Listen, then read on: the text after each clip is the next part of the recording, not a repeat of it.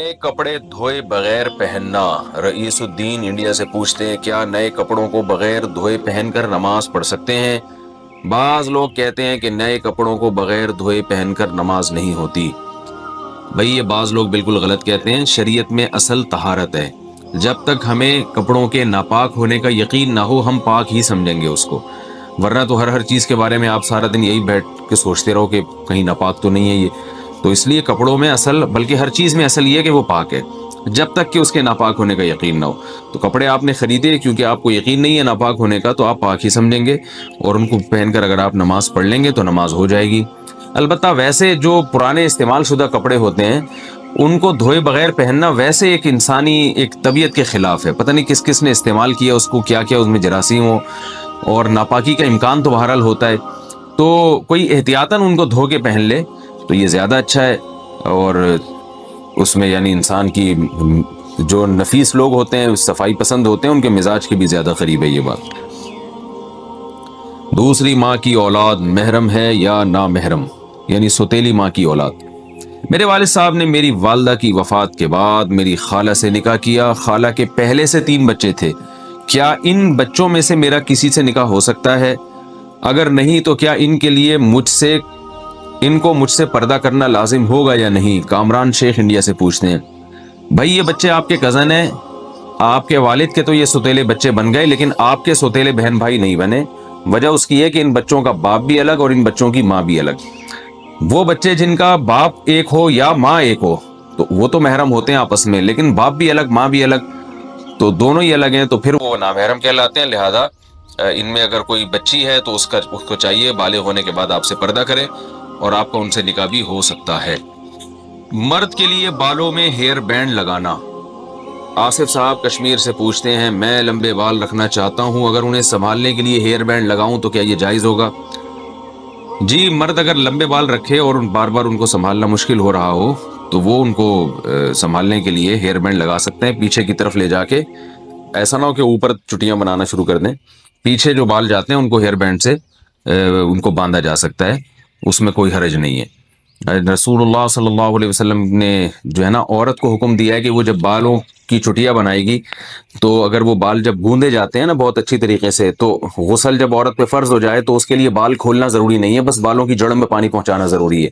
اور اس کے تحت فقہا لکھتے ہیں کہ مرد نے اگر بالوں کو گوندا ہوا ہو اور اس کی یعنی گویا کہ ایک طرح سے پیچھے چٹیاں بنائی ہوئی ہو تو مرد کے لیے بال کھول کے غسل کرنا ضروری ہے۔ تو اس سے پتہ چلتا ہے کہ اس زمانے میں مرد بھی بڑے بال رکھتے تھے اور بعض دفعہ سنبھالنے کے لیے ان کو باندھ بھی دیا کرتے تھے۔ تو اس لیے اگر مرد نے بڑے بال رکھے اور کہیں بھاگنے دوڑنے میں مشکل ہو رہی ہے تو وہ ان کو عارضی طور پر ربڑ بینڈ سے یا کسی بھی چیز سے وہ ان کو پیچھے باندھ سکتے ہیں۔ اسپائنر میں کپڑے سکھانے سے کنگھالنے سے کیا پاک ہو جاتے ہیں؟ میری واشنگ مشین آٹومیٹک ہے، اس میں اسپائنر میں کپڑے کنگالتی ہوں، گندے پانی کے بعد صاف پانی بھی کافی دیر آتا ہے، کیا اس سے کپڑے پاک ہو جائیں گے؟ بنت شاہد کراچی سے۔ اگر ایک دفعہ ناپاک کپڑے دھلنے کے بعد ان میں اتنا پانی بہا دیا جائے کہ ایک طرف سے پانی آ رہا ہو اور دوسری طرف سے نکل رہا ہو، کہ اگر آپ یہ سمجھتے ہیں کہ 3 دفعہ ان پانی کو کسی برتن میں ڈبویا جاتا تو اتنا پانی جتنا استعمال ہوتا اتنا پانی بہہ چکا ہے تو وہ کپڑے پاک ہو جائیں گے۔ لیکن جو مشینیں آٹومیٹک آ رہی ہیں میری معلومات کے مطابق اس میں ایسا ہوتا نہیں ہے، یعنی پانی بہتا نہیں ہے، بلکہ ہوتا یہ ہے کہ ایک دفعہ پانی پورا بھرتا ہے، اس میں کپڑے صاف ہوتے ہیں، پھر دوبارہ پانی بھرتا ہے اور وہ پانی نکلتا ہے، پھر تیسری دفعہ پانی بھرتا ہے وہ نکل جاتا ہے۔ تو اس طرح سے کپڑے پاک نہیں ہوتے، کیونکہ اس کی وجہ یہ ہے کہ ابھی کپڑے جب ایک دفعہ جب دھلے ہیں تو کپڑے ناپاک ہوتے ہیں، تو کم سے کم 3 دفعہ ان کو پانی میں کنگھالنا ضروری ہے، تو 3 کے بجائے وہ 2 دفعہ کنگھالے جاتے ہیں۔ تو اس لیے بہتر یہی ہے کہ جب مشین نے 2 دفعہ کنگھال دیے تو ایک دفعہ آپ خود کنگھال لیں، یا تو یہ کام کر لیں یا یہ کر لیں کہ جاری کریں پانی کو۔ جاری کا مطلب پائپ لگائیں، ادھر سے پانی آ رہا ہو اور ادھر سے نکل رہا ہو، تو جب اتنا پانی نکل جائے گا جس میں آپ کو اندازہ ہو کہ کپڑے پاک ہو گئے تو کپڑے انشاءاللہ پاک ہو جائیں گے۔ ناپاک کپڑے کو مشین میں ڈالنے سے پہلے کیا دھونا ضروری ہے؟ مرد حضرات کو جو احتلام ہوتا ہے، اگر وہ کپڑا ہم ڈائریکٹ آٹومیٹک مشین میں ڈال دیں تو کیا وہ کپڑا پاک ہو جائے گا، یا پہلے اس ناپاک کپڑے کو الگ سے دھونا ہوگا پھر مشین میں ڈالنا ہوگا؟ دیکھو آٹومیٹک مشین اگر 3 دفعہ دھو کے پانی نکال دیتی ہے تو پھر تو کپڑا پاک ہو جائے گا،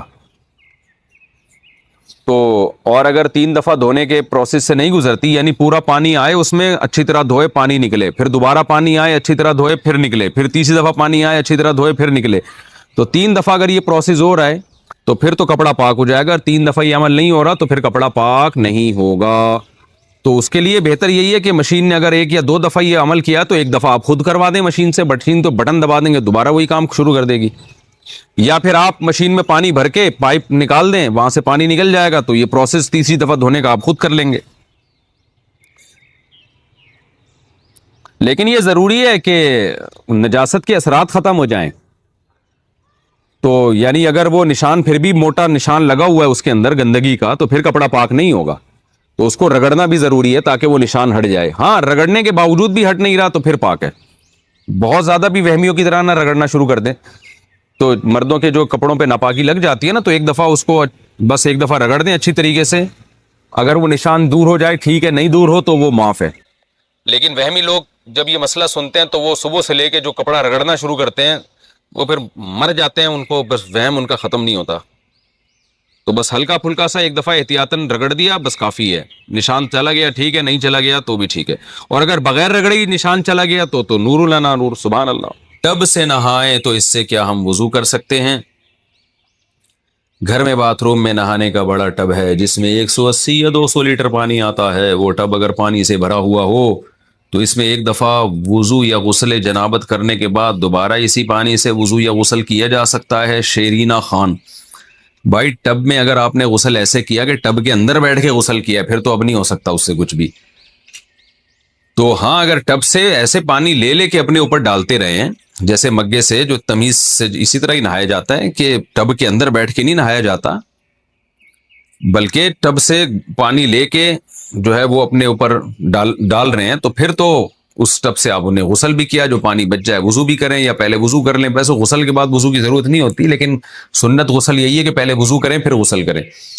اور اگر جاری ٹب ہے اس کے اندر بیٹھ گئے اور نلکا کھول کے پانی اس سے نکل کے جا رہا ہے، آپ نہا رہے ہیں اور پانی بہ رہا ہے، تو پھر اس میں غسل بھی جائز ہے اور اسی میں وضو بھی جائز ہے۔ بالٹی میں کپڑے کیسے پاک کریں؟ بالٹی میں ناپاک کپڑے پاک کرنے کا طریقہ بتا دیں، نیز اگر نجاست معلوم نہ ہو کہ کہاں لگی ہو نہ نشان ہو تو کیا حکم ہوگا؟ عرفان شکور دبئی سے: دیکھو پہلے جہاں نجاست لگی ہے اس جگہ کو دھو کے صاف کریں، اور اگر پتہ ہی نہیں چل رہا تو اندازے سے دھو لیں کہ اس جگہ شاید لگی ہوئی ہو، اندازے سے بھی دھو لیں گے اللہ قبول کر لے گا انشاءاللہ۔ باقی یہ کہ بالٹیوں میں پانی، بالٹی میں تو جب کپڑے ڈالے جائیں ان کو اچھی طرح رگڑا جائے، اور پھر کم سے کم 3 دفعہ، جب پہلے یعنی جب تھوڑا صابن نکل گیا نا اس کے بعد کم سے کم 3 دفعہ بالٹی میں کپڑا ڈال کے نیا پانی لے کے نچوڑا جائے، یعنی کپڑے بالٹی میں ڈال دیے پھر سب کپڑوں کو نچوڑیں، پھر دوبارہ پانی میں ڈال دیں، یعنی بالٹی میں پانی بھرا ہوا اور نیا پانی اس میں کپڑے ڈال دیں، پھر پھر کپڑے نکال کے اچھی طرح نچوڑیں، پھر تیسری دفعہ بالٹی کو پانی سے بھریں اس میں کپڑے ڈال دیں اور پھر اچھی طرح نچوڑیں۔